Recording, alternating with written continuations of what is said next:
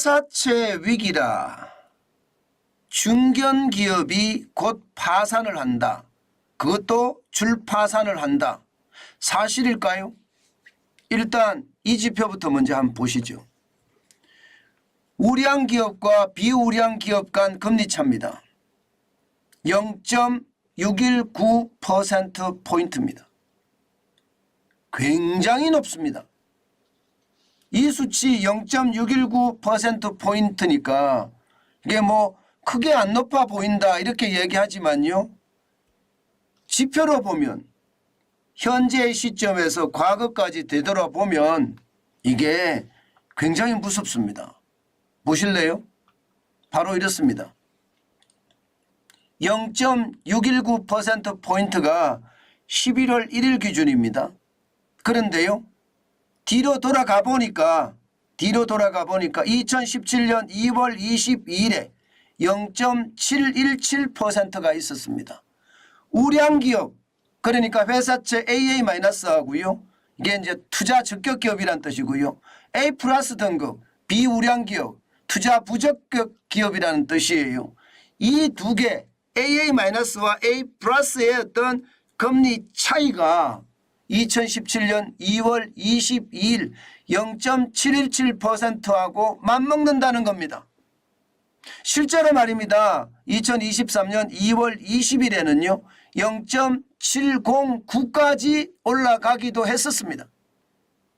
자, 그러면 2017년 2월 22일에 도대체 무슨 일이 있었는지 그것이 굉장히 궁금하지요. 실질적으로 말입니다. 그 당시에 중견기업들이 줄파산을 했습니다. 뭐 한진해운이 파산한 것도 그 당시고요. 예, 극동건설이 굉장히 어려워서 1차 부도를 낸 것도 그 당시고요.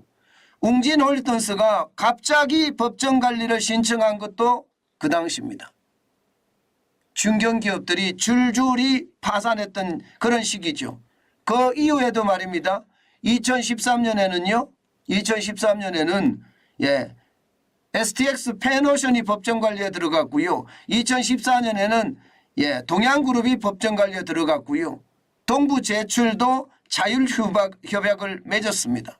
그러니까 2013년 14년부터 줄곧 오던 그 상황이 결국은 2017년에 회사채가 예, 금리가 급등하면서 쉽게 말하면 회사채 AA-하고 A 플러스 금리가 0.17%가 되면서 줄줄이 무너졌다는 뜻입니다. 그럼 왜 무너질까요? 간단합니다. 우량기업은 시장에서요. 회사채를 발행해서 자금을 조달하기가 편해요. 그런데 비우량기업은요. 경기가 나빠지면 나빠질수록요. 회사채 시장에서 자금 조달하기가 굉장히 어렵습니다. 당장 말입니다. 작년에 한번 볼까요? 작년에 보면 9월, 10월, 11월, 12월 이때만 하더라도요. 일반 회사채 발행이 1조를 겨우 넘겼습니다. 1조를. 그만큼 어려웠다는 뜻이죠. 그만큼 말입니다. 예, 그러다가 2023년 2월에는 뭐 8조 4천억까지 일반 회사채가 발행이 돼서 쉽게 말하면 시장에서 채권 발행해서 자금 조달을 했다는 뜻이에요. 그런데 이게 말입니다. 7월 들어서면서 좀 이상한 조짐이 보입니다. 현재 7월까지 보면 2조 7천억 정도의 자금 조달밖에 못했고요. 심지어 8월에는 5천억밖에 못했습니다. 예, 그리고 9월에도 3조 2천억 원. 10월에는요. 마이너스가 됐다는 가능성도 있습니다. 다시 말해서 회사채 만기가 돌아온 것은 순회수 당하고요. 발행은 더 이상 못했다는 그런 전망도 나오거든요. 그런 것을 감안을 해보면 말입니다. 지금 시장에서 비우량 기업이 채권 시장에서 자금 조달하는 게 너무너무 어렵다 이런 얘기잖아요. 그러면 여러분 얼마나 버틸까요? 이런 상태가 계속해서 쭉 가잖아요. 그러면 여지없습니다. 중견기업이 또 줄파산하는 그런 사태가 벌어집니다. 그만큼 말입니다.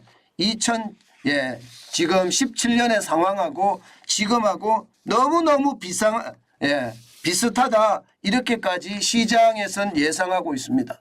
문제는 여러분도 알다시피 부채가 너무 많잖아요. 지금 2023년 2분기 기준으로 보면 2,705조 8천억 원입니다. 이 부채가 주로 말입니다. 채권을 발행해서 시장에서 조달하는 게 일반적이잖아요. 그리고 만기가 되면 갚고요. 이자도 주고요. 이렇게 되는 게 일반적입니다. 게다가 늘기를 너무 많이 늘었어요.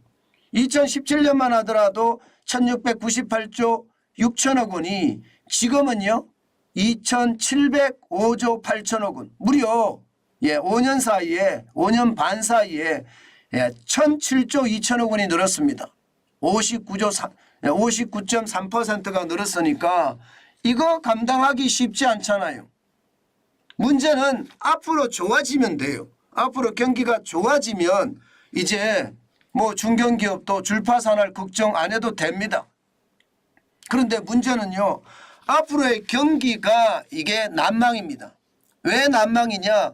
여러분 보시는 것처럼 당장 앞으로의 경기를 보여줄 수 있는 지표가 10년 만기 국채금리라고 이야기할 수가 있는데요. 지금 10년 만기 국채금리가 안 떨어집니다. 11월 13일 현재 4.001%입니다. 지난 10월 26일 날 4.387%에서요. 지금 11월 13일 날 4%를 유지하는 걸 보면 안 떨어져요. 이것은 여러분 어떻게 생각하면 중견기업들이 진짜 최악의 상황을 맞을 수도 있겠다 그런 생각을 할 수밖에 없습니다. 할 수밖에. 상황이 말입니다. 그렇게 나빠진다는 얘기예요. 문제는 경기가 좋아지면 그나마 다행이라고 제가 말씀을 드렸잖아요. 그런데 경기 전망도 신통치 않습니다. 내년에 경제성장률 전망이 2% 아래로 지금 전망하는 경우가 굉장히 많습니다. 2% 아래로. 그렇게 되면 여러분 경제성장률도 떨어져서 이게 쉽게 말하면 시장에서 그만큼 성장할 수 없다는 이야기가 굉장히 많이 나올 수도 있는 상황이잖아요. 이런 상황에서 중견기업들이 버티면 얼마나 버틸 수 있을까요? 쉽지 않을 겁니다. 이게 오랫동안 버틴다는 건 그만큼 자금력을 가지고 버텨야 되는데 성장률이 말입니다.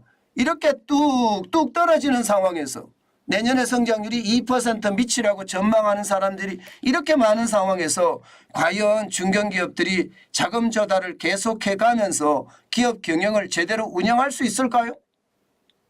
이것은 물음표가 따를 수밖에 없는 겁니다. 그만큼 어려워진다는 그런 상황이라는 거죠.